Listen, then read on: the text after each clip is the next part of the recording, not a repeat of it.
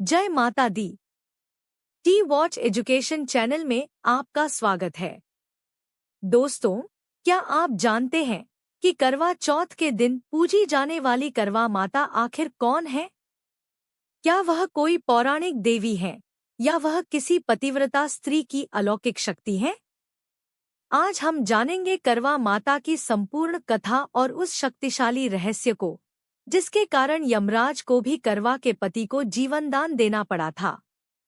अगर आप अखंड सौभाग्य और अपने पति की लंबी आयु का आशीर्वाद पाना चाहते हैं, तो करवा माता की इस शक्तिवर्धक कथा को अंत तक अवश्य सुनें। करवा चौथ व्रत कथा। रानी वीरावती के अखंड सौभाग्य की संपूर्ण एवं विस्तृत गाथा परिचय। चतुर्थी का महत्व और व्रत का उद्देश्य। करवा चौथ का व्रत कार्तिक मास के कृष्ण पक्ष की चतुर्थी तिथि को मनाया जाता है।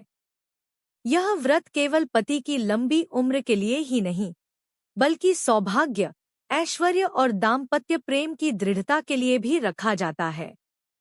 इस व्रत की महिमा का विस्तार पूर्वक वर्णन पुराणों, विशेषकर स्कंद पुराण और भविष्य पुराण में मिलता है। यह व्रत भगवान शिव, माता पार्वती, कार्तिकेय, गणेश और चंद्रमा को समर्पित है। चतुर्थी तिथि होने के कारण यह भगवान गणेश का भी दिन है, जो व्रत में आने वाले सभी विघ्नों को दूर करते हैं। रानी वीरावती की संपूर्ण कथा। बहुत समय पहले की बात है। वीरावती नाम की एक अत्यंत रूपवान और सद्गुणी राजकुमारी थी, जिसका विवाह एक प्रतापी राजा के साथ हुआ। वीरावती अपने माता पिता की इकलौती पुत्री और अपने 7 भाइयों की परम प्रिय लाडली बहन थी। एक पहला करवा चौथ और अत्यधिक कष्ट। विवाह के बाद वीरावती ने जब अपने ससुराल में अपना पहला करवा चौथ का व्रत रखा, तो उसने नियमानुसार पूरे दिन निर्जल, बिना अन्नजल का व्रत धारण किया। शाम ढलने तक वीरावती भूख और प्यास से बुरी तरह व्याकुल हो गई। अत्यधिक कमजोरी के कारण उसका शरीर कांपने लगा और वह मूर्छित होने की कगार पर पहुंच गई। वीरावती के 7 भाई, जो उसे बहुत चाहते थे, अपनी बहन का कष्ट देख न पाए। उन्होंने सोचा कि यदि चंद्रमा जल्दी उदय हो जाए, तो उनकी बहन तुरंत भोजन कर सकती है। 2 भाइयों द्वारा छल और धर्म का उल्लंघन। सभी भाइयों ने मिलकर धर्म के विरुद्ध एक महाउपाय रचा। वीरावती का सबसे छोटा भाई नगर के बाहर दूर स्थित एक पीपल के विशाल पेड़ पर चढ़ा और वहां उसने आग की मशाल जला दी। वीरावती के भाइयों ने उसे अपने पास बुलाया और कहा, देखो बहन, वह पूर्व दिशा में चंद्रमा उदय हो गया है। तुम जल्दी से अर्घ्य दो और व्रत खोलो। वीरावती को भाइयों के छल का ज्ञान नहीं था। उसने भाइयों पर विश्वास किया, मशाल की लालिमा को ही चंद्रमा की रोशनी समझा और अपनी पति की दीर्घायु के लिए गलत समय पर व्रत तोड़कर भोजन ग्रहण कर लिया। इस प्रकार उसने व्रत के सबसे महत्वपूर्ण नियम, समय पर चंद्र दर्शन, का उल्लंघन कर दिया। 3 व्रत भंग का भयंकर परिणाम। कथा के अनुसार, जैसे ही वीरावती ने भोजन का पहला कौर, निवाला, तोड़ा, उसे अशुभ संकेत मिले। प्रथम निवाला खाते ही उसे अपने पति के बीमार होने की सूचना मिली। दूसरा निवाला खाते ही उसे अपने पति के मूर्छित होने की सूचना मिली। तीसरा निवाला वह मुंह में डाल ही रही थी कि उसे पति की मृत्यु का समाचार मिला। वीरावती विलाप करती हुई तुरंत अपने पति के मृत शरीर के पास पहुंची। वहां उसकी भाभी, बड़े भाई की पत्नी, ने, जो धर्मपरायण थी, वीरावती को भाइयों द्वारा किए गए छल के बारे में विस्तार से बताया। अपनी भूल का ज्ञान होते ही वीरावती के मन में पश्चाताप का सैलाब उमड़ पड़ा। 4 इंद्राणी देवी का आशीर्वाद और तपस्या। वीरावती तुरंत अपने पति के मृत शरीर को लेकर उसी स्थान पर पहुंची जहां चंद्रमा उदय होने वाला था। वह रोती रही और लगातार पति के सौभाग्य के लिए तपस्या करती रही। उसी समय देवराज इंद्र की पत्नी इंद्राणी, शची देवी, वहां से गुजर रही थी। वीरावती के दुख और पश्चाताप को देखकर इंद्राणी का हृदय द्रवित हो गया। इंद्राणी ने वीरावती से कहा, हे पुत्री, तुम्हारे भाइयों के छल के कारण तुम्हारा व्रत खंडित हुआ है, जिसका यह परिणाम है। परंतु तुम निराश न हो, तुम अभी भी पति का जीवन वापस पा सकती हो।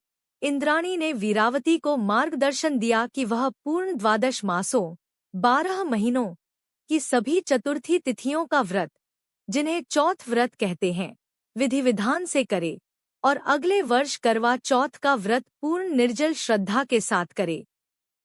5. पति का पुनर्जीवन और अखंड सौभाग्य। वीरावती ने इंद्राणी के वचनों को ब्रह्मा वाक्य मानकर 1 वर्ष तक सभी चतुर्थी व्रतों का कठोरता से पालन किया।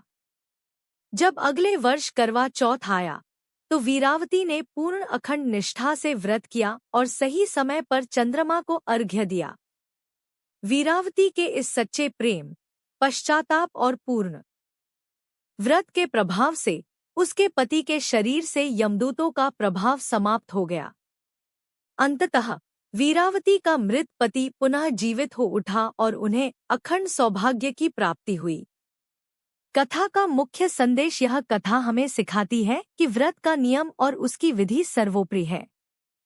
छल या जल्दबाजी में व्रत को तोड़ने से अनिष्ट हो सकता है, लेकिन सच्चे पश्चाताप, श्रद्धा और तपस्या से व्यक्ति खोया हुआ सौभाग्य और जीवन का सुख पुनः प्राप्त कर सकता है। आखिर कौन है करवा माता? संपूर्ण विस्तार। करवा माता कोई प्रमुख वैदिक या पौराणिक देवी जैसे दुर्गा या लक्ष्मी नहीं है, बल्कि वह मुख्य रूप से लोक देवी, फोक डेटी और अखंड सौभाग्य की एक शक्तिशाली प्रतीक है, जिनका नाम सीधे तौर पर करवा चौथ के व्रत से जुड़ा हुआ है। उनका स्वरूप और पहचान 2 प्रमुख मान्यताओं से जुड़ा है, जो इस प्रकार हैं। 1. करवा माता, पात्र और शक्ति का प्रतीक। सबसे सीधी और व्यापक मान्यता के अनुसार करवा माता कोई विशेष प्रतिमा नहीं है, बल्कि वह उस मिट्टी के पात्र, करवा, कलश या घड़ा की प्रतीक शक्ति है, जिसका उपयोग व्रत में किया जाता है। पात्र का महत्व।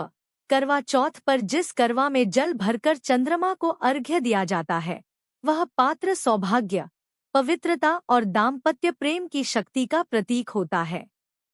महिलाएं व्रत के दौरान इस करवा की पूजा करके अपनी सारी तपस्या और प्रार्थना इस पात्र की शक्ति को समर्पित करती हैं। पूजन। करवा चौथ की पूजा में माता पार्वती, भगवान शिव, कार्तिकेय और गणेश जी की पूजा करने के साथ साथ महिलाएं करवा पात्र की भी पूजा करती हैं।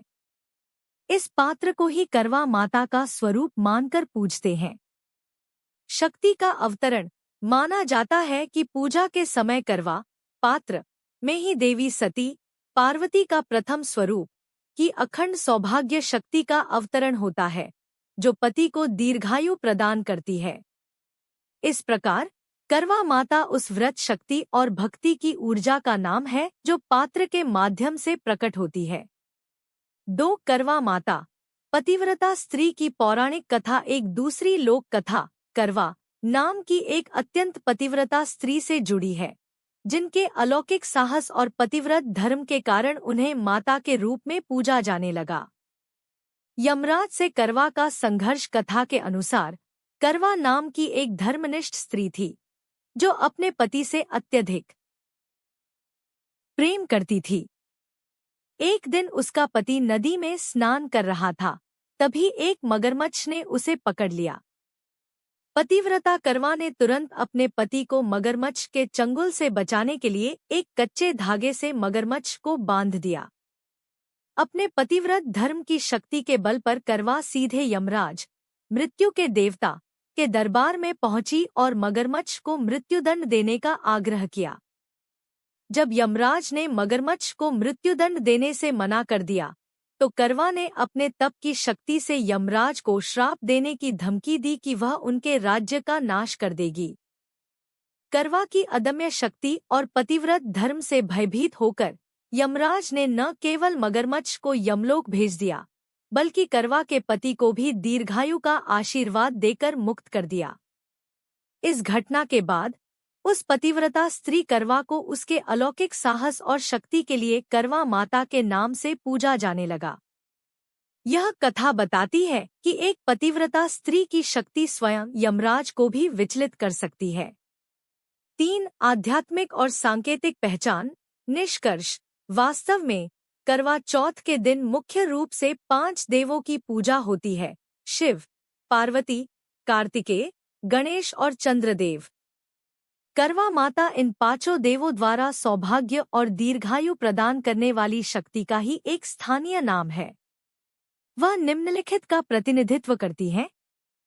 पार्वती का प्रतीक।